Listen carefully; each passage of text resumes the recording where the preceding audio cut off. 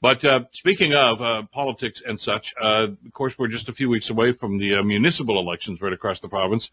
And the council vote here in Hamilton is shaping up to be quite interesting, simply because of the numbers. I mean, there are 7 vacancies out of 16 positions, people that were not running for re-election.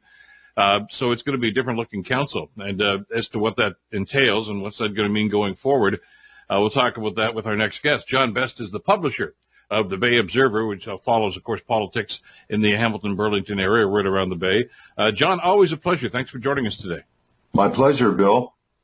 The people that are running for office right now, a lot of the newcomers, the new candidates, the catchphrase they're all using here is this is a change election. Just because the 7 of the 16 people that are going to be there are going to be new faces, by definition, that's a change, isn't it? It's probably the most change that I can remember, Bill, and I've been between my television days and currently. I mean, we're talking decades. This is without question probably the biggest change election that we're ever going to see. Not just because of the 7 vacancies, but there's some really really tough races going on involving some of the incumbents. I was just taking a look here, and you're here in the Center Mountain where I'm located. You got Scott Duvall and Esther Paul's major sign war going on here in the Center Mountain. I understand that in Dundas there's Arlene Vanderbeek, the incumbent, is being challenged there by Mr. Wilson.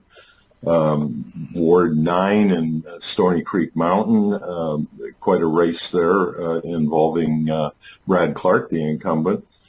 And those are just a few. I mean, Ward 2, you've had that race has been going on for 8 years now between Jason Farr and Cameron Croich. And so this is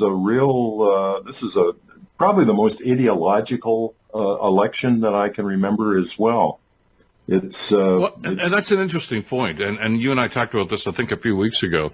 And I know my colleague Scott Radley wrote about this in the Spec a couple of days ago, essentially saying that there's no big issue in this campaign. And I get where he's coming from. It was the LRT issue still last election, and before that it was where's the stadium going to be, and past elections that you've covered, John, of course, it's been the expressway. Should we build it? Where's all this? So, and those have been polarizing issues, but they motivated people to get out and vote. And I know that people are going to give a long list of things like affordable housing and a number of different issues and cost of living, some of which are within the purview of municipal government. Many of them still need assistance from the other levels of government to make this happen. But do you get the sense that people are getting revved up? Because if they're going to vote, this is just around the time, a few weeks before the election, that they start paying attention. I think it's starting now, Bill. I know there was some pushback against what Scott Radley suggested, but unless you're right in one of these campaigns, I think it's starting to click in probably now. But you're right. If you're talking about hard issues, the kind of bread and butter issues that normally dominate a campaign, this one is more about. There's a group of people coming from a whole bunch of different directions that think it's time for moral and intellectual superiority, I guess would be the way I would describe it.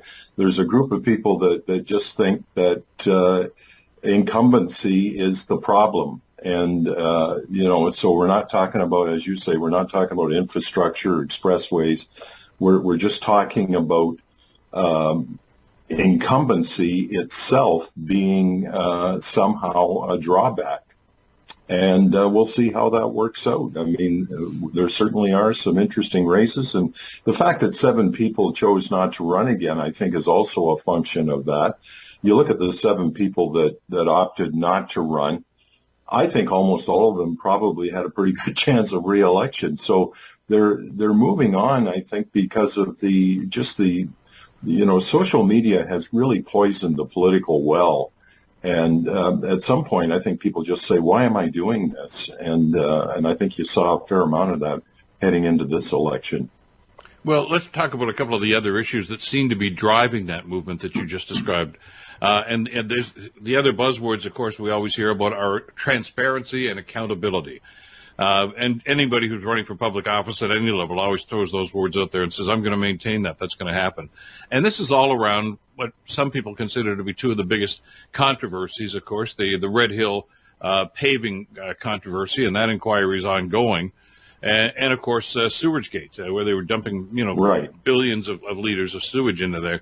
And they've essentially chastised council, and I think justifiably so. You and I have talked about this considerably, for keeping this a secret to the public for over a year.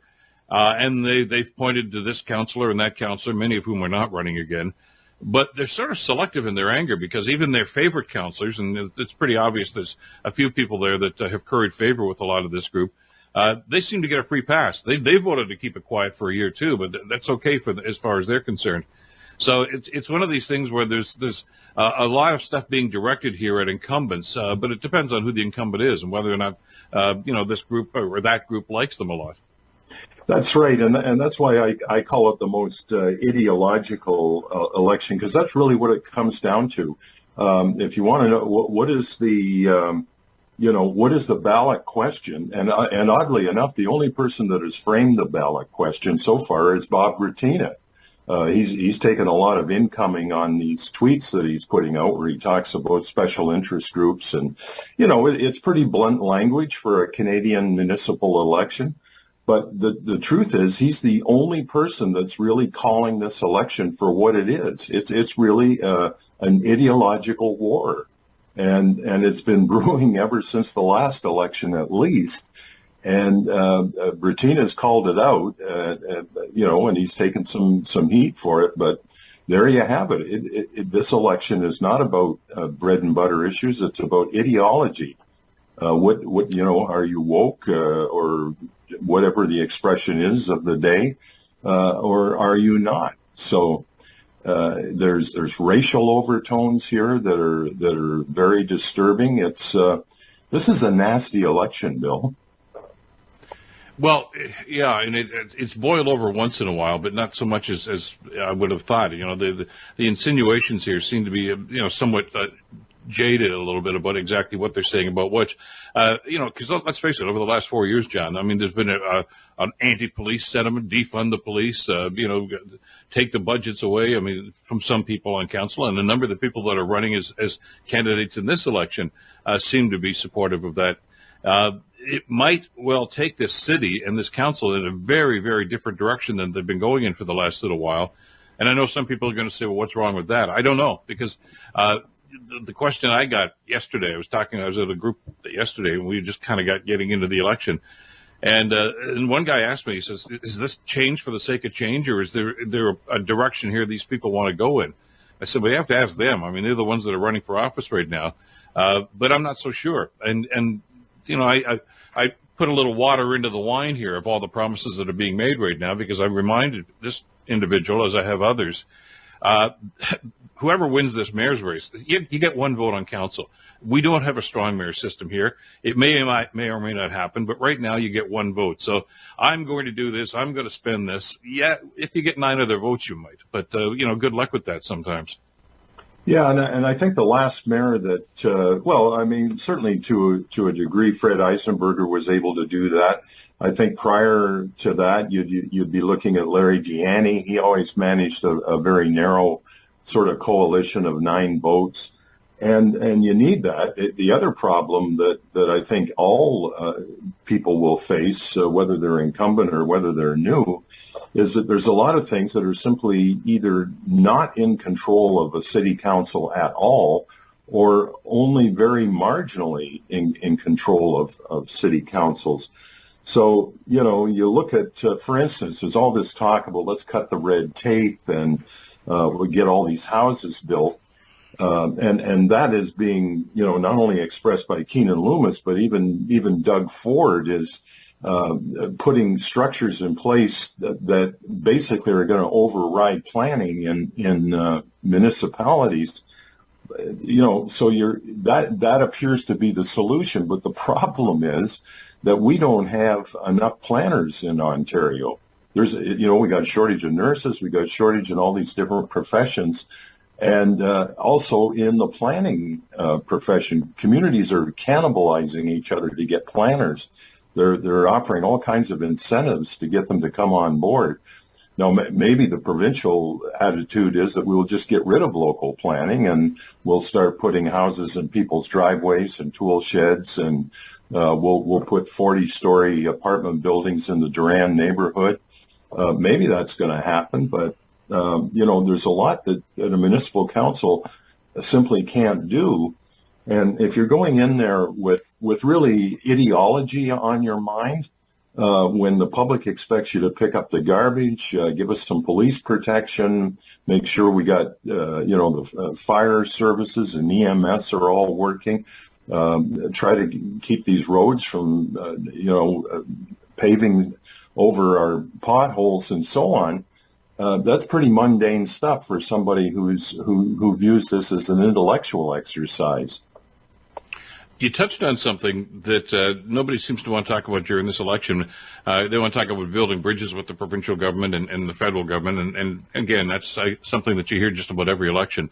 And that seems to be working. I mean, the Premier and the Transportation Minister, who's going to join us in just a couple of minutes, were in town yesterday for a big funding announcement. It seems to be working. But there's I don't want to necessarily call it an obstacle, but there's an issue they're going to have to deal with as a new council. And that, as you mentioned, are the revisions that the province has made about the relationship between municipalities and planning, including, by the way, the urban boundary. I know that this past council voted that there was going to be no urban boundary expansion, period, end of sentence. The municipal affairs minister disagrees, the premier disagrees, and guess what? Their ideas. This is going to win that argument. Yeah, there won't be an argument. That's all there is to it. The minister is going to go in one day and simply say, we're putting this here. We're going to put this here. A lot of this power that they think they have right now to do some of these developments is probably going to be taken out of their hands. I don't think there's any doubt about it, Bill. It's been signaled for the last year and a half at least. We've already seen the upheaval, the change in structure to the Ontario Land Tribunal. It's not just a change of name. When it was the Ontario Municipal Board, it was criticized for being developer friendly. But what's going on now is getting right into local planning at a level we've never seen before. We always say that municipalities are a creature of the province, and I would say never more so than what we're facing. We've got a government that was just reelected by a nice majority. He doesn't have to face the people for another 4 years. I think there's going to be agenda after agenda driven, and unfortunately, it's not a great time, frankly, to be on a municipal council if your agenda is some kind of managed growth. That's going to be a tough promise to keep. Well, I mean, I was down that road when I was just a young buck and got elected to council back in the late 1990s. And that was a change election. Myself, Andrea Horvath, Duke O'Sullivan, and Ron Corsini, and then we're all new councillors. And out of a 16-member, 4 new ones was relatively new. Now it's going to be 7. But we got, a nightmarish first term on council, because as soon as we sat down and started thinking, okay, what we're going to do, Mike Harris came in and said, I'm downloading all this stuff onto you. Good luck, guys. See you later. And by the way, we're amalgamating. Good deal with that, and we'll see you later. So you don't know what's going to happen. I mean, you can talk, all the platitudes you want about this is what I'm going to do, this is what I'm going to do. We exist at the behest, as you mentioned, of the provincial government, and they've got a game plan, and it includes Hamilton. And it may or may not, be conducive with what some of these people on council want to do. And there's got to be a discussion about that, too. The province, it pretty much calls the shots here now, and we're not sure just what that's going to look like. No, and the other thing is, with a council with a lot of new faces on it, it also opens the door for, that there's always that tension between who's running the show, staff or council. Most of the time it's staff, by the way. But, with a bunch of new faces, a bunch of inexperienced people, you can expect that teeter-totter to go more in the staff direction. So let's hope we've got some good people in some good spots there. Well, exactly. And like I say, we've got a couple of weeks to go, but it's important we talk about this because I believe the advanced polls are open this weekend. Today. Yeah, and they've taken advantage of that. I'll be voting this weekend for sure, and a lot of other people will too. And I think you're going to see some dramatic change, but some pretty high expectations of these new people that are going to be elected in the next little while, including, as you mentioned, in the mayor's spot. John, sure. Thanks always for this. Have a great Thanksgiving weekend, and we'll talk again soon as this slowly but surely unfolds towards Election Day on the 24th. Always a pleasure, Bill.